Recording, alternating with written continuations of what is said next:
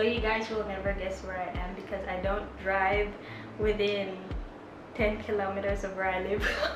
So I'm here in the beautiful city of Bondi Beach in Australia, and today I have here one of the most amazing people I met on Instagram, and you might know her as Bondi Letters. This is Vanessa. Hello. And she will be my guest. My guest today. So we're just gonna be talking about how we met and the beauty of being in a creative community. First things first, let us know how you got into calligraphy and what you do for your 9-to-5 job. Yeah, well, I'm Vanessa, and I'm a calligraphy artist and teacher, and I studied architecture and fine arts in Spain. And ever since I came to Australia, I've been only working on architecture and construction side of things. So I had my fine arts part really quiet and almost locked in a drawer. So when I came across calligraphy, I started with brush lettering. I found a very cool workshop or class on Skillshare. So that's how I saw for the first time brush calligraphy, and that grabbed my interest, I guess, and I just started doing more and more and more, and I couldn't stop doing it. It was just addiction. Yeah, I guess that opened that gate that had been closed for so long, and yeah, I just don't want to close it anymore. So it just kept growing and growing, and I've been always teaching as well since I was 17, and since I moved to Australia, because I've been so focused on my career, I left that aside, and I always missed it so much. So when I realized that I could teach it, that just made my heart so happy, and I started doing that, and it grew a lot. We met on Instagram. Yeah. Went to a workshop, and then we actually met in real life there. Yeah, so we met on Instagram, and then we realized that we were going to that workshop together. So we met in person in that workshop, and that was really cool. I saw that Icy was teaching workshops, and that she was killing it. So I asked her if it would be a good idea for me to try to teach. And yeah, so having that first contact with Icy, like in a very friendly way, and very supportive way, and she was encouraging me to do what she was already doing. So I could see that she was not seeing me as a competitor, but as a friend that was pursuing the same thing that she was, and I could also see that we were both like on a same like Instagram level, and growing little by little. And yeah, I think that was one of the big moments, I think, for me with you, that I could feel that you trusted me. So yeah, I think that was like a big demonstration of your support, I guess. Maybe I've never told you, but but yeah, I think it's an unspoken thing between us, because like she mentioned, we met at a workshop, and then from there it grew. And then I remember you asking me, oh, we should do like monthly catch-ups or something, just to become accountable and keep track on our growth and stuff. And also we decided to teach a workshop together, the Christmas one, and that was really fun.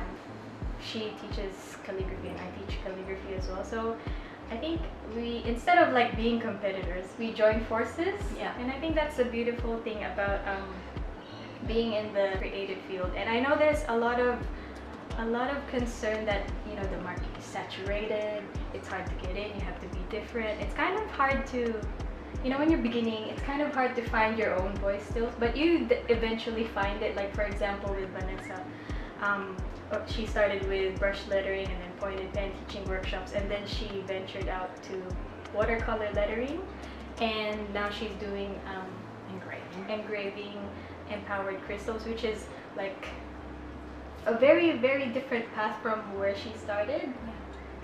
And I think that's the beauty of being in the creative industry. You start out as generic first, because it's kind of impossible to find what you are differentiated from peers. until you try it. Until you try, Yeah. until you try. So you have to keep going.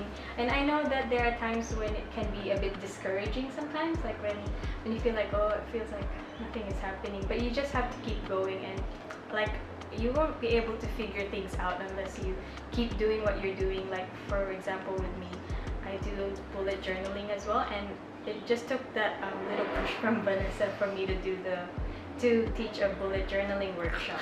and I feel like in the creative field or in life in general, you always need three types of people. So you will always need a mentor, someone who's a bit senior than you and who can give you business advice. It could be like a coach. And then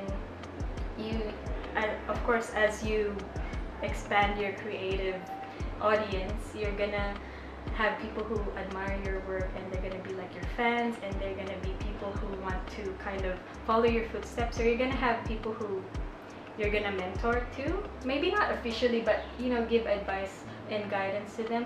And third, you're gonna need someone who's in the same level as you, someone who grows in the same time as you, like me and Vanessa. So I think for me that's the most helpful thing, because you toss ideas back and forth with each other and give each other feedback and advice. That is and accountability. And accountability, which I lead. Mm-hmm. Yeah, and I think that's the beautiful thing about the creative community. And not only that, and I remember one time, I don't know what we were talking about, but you sent a photo of this bread shelf with a lot of brands, different types of bread, and then she said something, I forgot what you said. I think what I said was something like, there's a reason why there's an aisle in the supermarket full of different brands of bread, and it's because people like different things.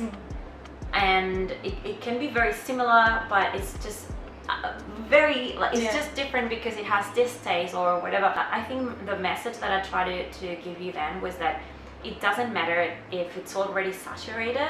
There's always room for more people. There's always room for what you do, what you have to share with the world. I think, because that's your own personal way of doing and seeing things that the world needs to see. In my view, and that scarcity mindset that, oh no, like this is full, like we don't fit here, like there's not enough work for all of us, like no, like I don't believe that's true. I think if you have an abundance mindset where you feel and you know that there is enough work for everyone, and it's just how things are in general, not just in our industry, our community, but in life in general. Just always abundance mindset versus that scarcity one that doesn't work. I agree. I was either watching a video or listening to a podcast, but the message was, oh, there's these many actors in Hollywood. So you can have more than one favorite actor for a specific style. So when somebody says the creative or the calligraphy business is a bit too saturated for anyone to join in, like Vanessa said, you always have something to contribute. You always have that one distinct, unique style that is only you, and that you can see that in Hollywood as well. And there's different actors with different things to offer, and same with calligraphy. We might be focusing on the basics. We have that in common, but we stem out from that, and we find different things. I know that there's a lot of people who offer the same thing, but then again, there's things that are unique to only you. Like for example, teaching calligraphy.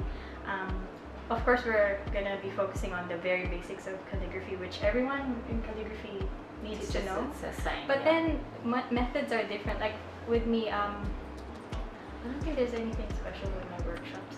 Of course. I just like to make things simple and straight to the point. That's what I think. I feel like less intimidating calligraphy. So maybe that's my approach, and just have fun with it. Don't put pressure on yourselves. Whereas with Vanessa, she started this breathe your words out. It helps you become attuned with your inner self. It's like her own little twist when it comes to teaching calligraphy. So that's kind of a lot for an individual to offer the world. So there's so many different things that we can give to the world. Yeah, I think that's very important. Not just with calligraphy, but with anything. You know, when you're just starting to learn something new, you want to learn from a lot of people. Yeah. You don't want to learn from just one person, because otherwise you will be replicating what that person taught you, and you will be inheriting that style or that way of that approach. And I always encourage my students, and I think IC does the same, to, you know, go shopping, you know, just go and try different workshops, different teachers, different styles, and I always encourage them to take IC's classes, because maybe what they will learn in her class it's always different to what they're learning in my class, and because we have very different styles, and even though we are teaching the same thing and the basics and how to hold your pen and all of that, you know, there's always something that she can teach that I'm not able to teach because I'm not IC. And I think for one person to develop their own style and just learn, although the more places you can grab ideas and steps and approaches, that the better, I think, to develop your own, so you're not copying one person but developing your own based on all that you're soaking from your teachers. So I think that is something that is very, very important, and that I used to encourage also my students when I was a dancing instructor, because I teach a lot of things. So yeah, like there's other teachers around in Sydney, dancers, amazing dancers that have different styles. Like, just go to the classes, you know, so you become a better dancer. So aside from the good things about being in the creative industry, of course, there's, as with life, not everyone will like you regardless of whether they're followers, their peers, or their mentors, and that's okay, because we're not really on this earth to please everyone. But that doesn't mean they're bad people. It just means that we have different vibes here, and it's okay if you don't get along with other people. You can't get along with everyone, like in life. Like in life in general. I think what is really important, really, really important, is that you're always aligned with your integrity, you know, and that you're always genuine with your values, and just do your best, you know, like just don't try to screw people over, or don't bad mouth people, or just those things. Like, it's just, there's no room for that, and just karma. So I'm a big believer on keeping high vibration so you can live a better life. And I think just surround yourself by people that bring you up and that bring the best in you, and to me, IC is one of those persons, because I know that even when I've been feeling a little bit low or a little bit stuck, or anything, you know, like we always go through those phases where we're not really motivated, or we feel like creatively stuck. And that's okay. That's okay. You can't be like always, oh, let's do this. It's okay. It's like, it's human nature to just not do anything and slow down, and it's okay to go through creative ruts. And I find like I've been going through a lot of this, maybe because I do too much, I try to do too much, and that's counterproductive, and I feel like, oh my gosh, I lost my train of thought. What was the last thing you said? I was saying that sometimes when we're stuck in that situation, at least for me, you've been there for me. You know, just saying that it's okay. You know, it's alright if you're not feeling very great. I think we bonded a lot through those cycles in our relationship. I've been always feeling that IC has been there for me, not just when like the bad times, that's amazing to have someone, but also to cheer me up in the good ones, you know, and celebrate our little wins. Because for us, maybe if I share it with my partner and I explain to him what it is, and he will celebrate it with me, you know, and he'll be happy for me and everything, but IC understands you know, really what that means in our little world.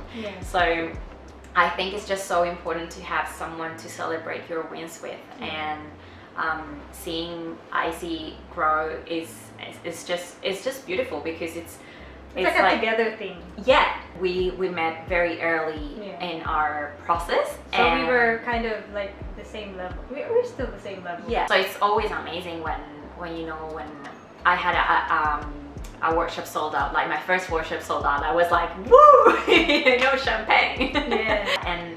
And now with my empowered crystals, I feel I found my voice with something that I'm really passionate about. I do engraving on them with words that people would like to keep forever. And the first person that I thought about when I felt like, oh, this is going well, and I might need some hands in the future for, when I get bulk orders, and I thought, Icy, I need my little elf. What best job, that having your calligraphy bestie engraving side by side, just knowing that there's someone in the world that I can trust with things that I love, it's, yeah. I also feel honored that she actually thought of me. I wasn't expecting like her to say that, and I was like, oh wow. When something like that happens, it's a really good feeling to know that you have someone to count on, and it just everything makes sense, and it gives your life more meaning. So that is how the dynamics between us. I hope that if you're thinking about starting your creative side hustle, or just starting in general, I hope that you find someone you can depend on, and someone you can look up to, and someone you can trust. If you haven't found that yet, but I recommend keep looking, because the creative community is so vast, and there are so many kind and encouraging people out there, and you'll find them. Yeah. Now that we've gotten ourselves out there, and we actually like, oh, I have this friend, I'll introduce her to you. We know more people. and it's just amazing, because you can keep empowering one another and just cheering all out. We have now our team of supporters that we all shared our work, we all give everyone ideas, and we're all calligraphers, and it's just amazing that that we just genuinely care for one another, and just want to bring the community together, because each of us, as I was saying before, have something special to offer to the world. You have your own light, and you have to shine your own light. And also, I would like to show you something. And she made me cry. She did cry. So this quote basically embodies like what Vanessa stands for and what I stand for. Kindness doesn't cost a thing, and it actually makes you feel good. Yeah. And you give something good into the world, something that comes back. Yeah. It's karma, baby.